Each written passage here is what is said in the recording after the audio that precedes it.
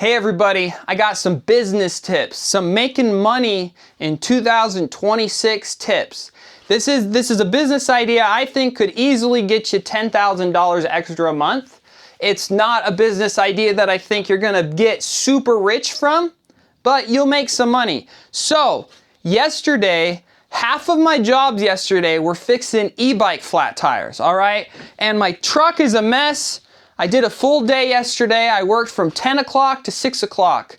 And half of them were e-bike flat tires. They paid me in cash. A lot of them, I got $425 in cash right there. My credit card processor also brought in almost $400. And not too bad, I think.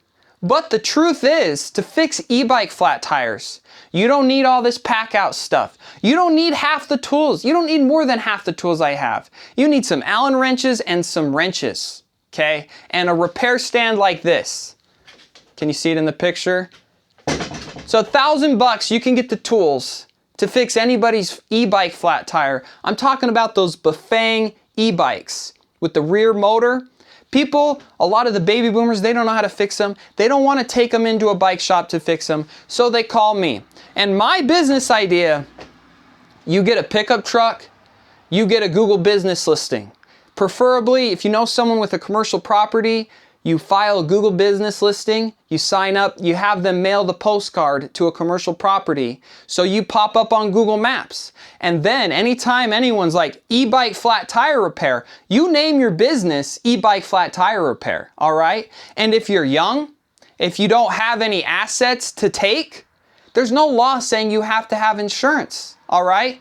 So, with $1,000 and some a day or two practice, all right, you can be going out making $100 an hour fixing e-bike flat tires. You don't need all of this, all right? And I do pretty well with all of this, even though you don't need a $50,000 truck. You don't need a $1 million bike shop storefront paying an $8,000 a month lease to fix an e-bike flat tire.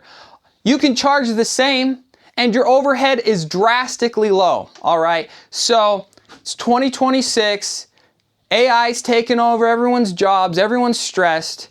If you watch this video and you need some money, you want to work part-time, start an e-bike flat tire repair business. You do great.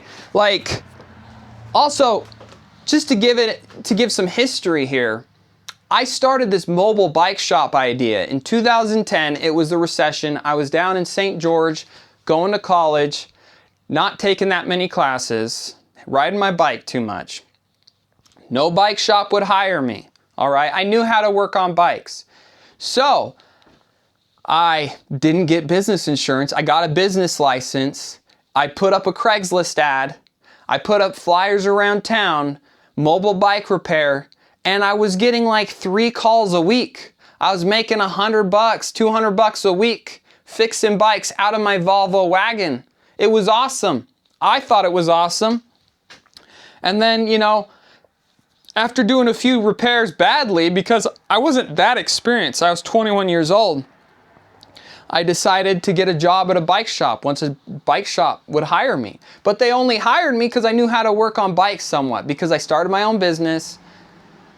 So yeah, you wanna make a go of it, get a pickup truck, you can order a vinyl sticker online, you can get a Google business listing, and you can be off to the races, you know.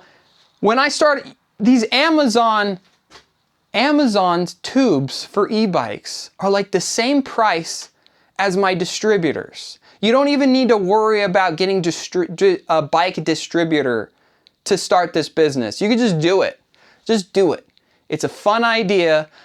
I'm giving my subscribers a little business treat. You have some fun. It's a great side gig. You get to go out, meet people, talk with people, socialize, have some fun in your evenings a few nights a week fixing flat tires. There's the story.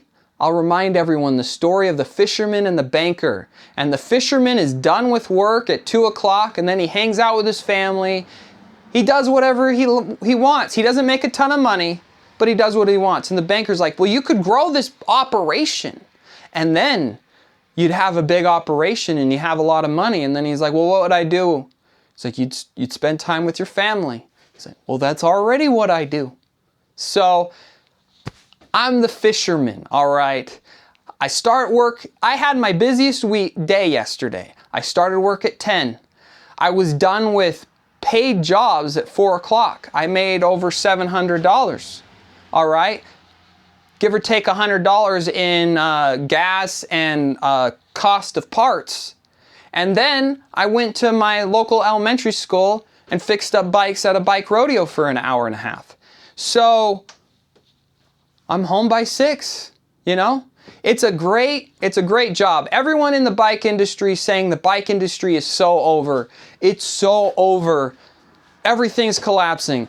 If you want to be the middle guy, if you want to run a regular type bike shop, it's very over. All right, let's be honest. People are buying bikes online. All right.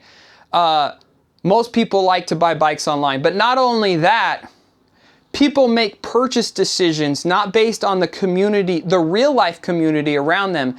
They're making purchase decisions based on their online communities.